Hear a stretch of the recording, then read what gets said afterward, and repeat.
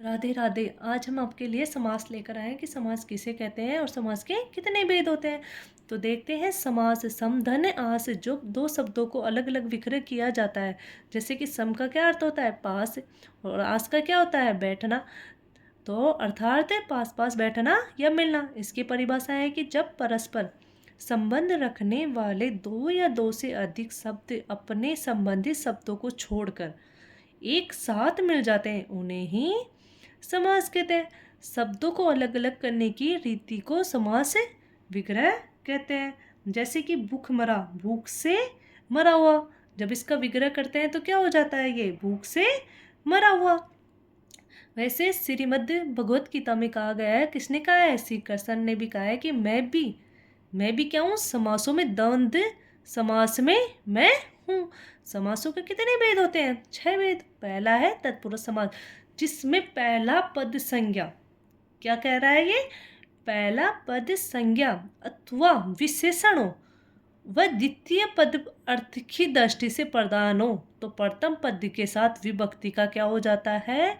लोप हो जाता है। वहाँ कौन सा समास आता है? तत्पुरुष समास। अब तत्पुरुष समास को पहचानने के लिए हम कारक चिन्हों का प्रयोग करते हैं। जैसे कि कर्ता ने, कर्म को, करण से के द्वारा माध्यम, संप्रदान के लिए देने के योग में, अपादान जिसमें किसी का भी पृथक भाव हो, संबंध जिसमें किसी का संबंध हो, जैसे कि का, के, की, रा, रे, री, अधिकरण में मैं पर।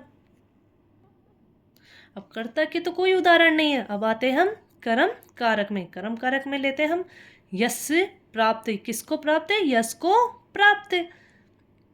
स्वर्ग प्राप्त, स्वर्ग को प्राप्त। देश गत, देश को गत। चिड़ी मार, चिड़ी को मारने वाला। आते हम करण तत्पुरुष में। अब करण तत्पुरुष में क्या आता है? विग्रह करने के लिए से का प्रयोग किया जाता है। करण से। तुलसी करते, तुलसी से करत। रेखांकित, रेखाओं से अंकित। गुरु दत्त, गुरु द्वारा दत्त। मुँह मांगा, मुँह से मांगा। अब आते हैं हम संप्रदान तत्पुरुष समास में। तो संप्रदान तत्पुरुष में क्या होता है कि किसी को भी कार्य करने के लिए या देने के लिए। तो पाठशाला, किसके लिए? पाठ के लिए शाला का होना जरूरी है। रसोई घर, रसोई के लिए क्या जरूरी है? घर का होना। डाक गाड़ी, डाक के लिए क्या होना चाहिए? गाड़ी का होना चाहिए। उसी प्रकार आवेदन पत्र, पत्र लिखने के लिए, आवेदन करने के लिए क्या होना चाहिए? हमें पत्र लिखना चाहिए। अब आते हैं हम अपादान तत्पुरुष समास में, जिसमें क्या दे रखा था? जिससे कोई भी पृथक भाव हो। जैसे कि काम चोर, काम से चोर। जन्म रोगी, जन्म से रोगी। पदच्युत, पद से च्युत। गण गुण रहित, गुण से रहित। वैसे ही कई आते हैं, जैसे भय भीत, भय से भीत। बुद्धिहीन, बुद्धि से हीन। धनहीन, धन से हीन। आते हम संबंध तत्पुरुष समास में। भारतवासी, हम कहाँ के वासी है? जब इसका संबंध किससे बताया जा रहा है? भारत से। तो हम कहाँ के वासी हैं? भारत के। भारत का वासी। कर्माधीन, किसके अधीन? हम कर्म के अधीन है। अश्व मेघ, अश्व का मेघ। माखन चोर, माखन का चोर। वैसे तो सब लोग जानते ही होंगे कि माखन चोर किसे कहते हैं? श्री कृष्ण भगवान को। आते हैं हम अधिकरण तत्पुरुष समास में। नरोत्तम, नरों में उत्तम। सर्वोत्तम, सर्व में उत्तम। दान वीर, दान में वीर।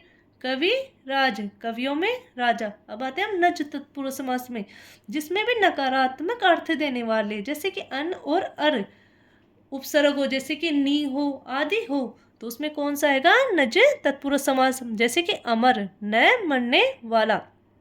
अकरम, बिना करम के। अनपढ़, न पढ़ा हुआ।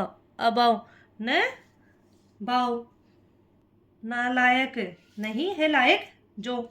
अनावर्त, न आवर्त। अगोचर, न गोचर। अडिग, न डिगने वाला। अनभिज्ञ, न विज्ञ। वैसे ही जैसे अकरम, बिना कर्म के। अब आते हैं हम अनादर, नहीं है आदर, अचल न चल, अभाव न भाव, अलौकिक न लौकिक, अनपढ़ न पढ़ा हुआ। तो आज की क्लास यहीं समाप्त होती है। राधे राधे।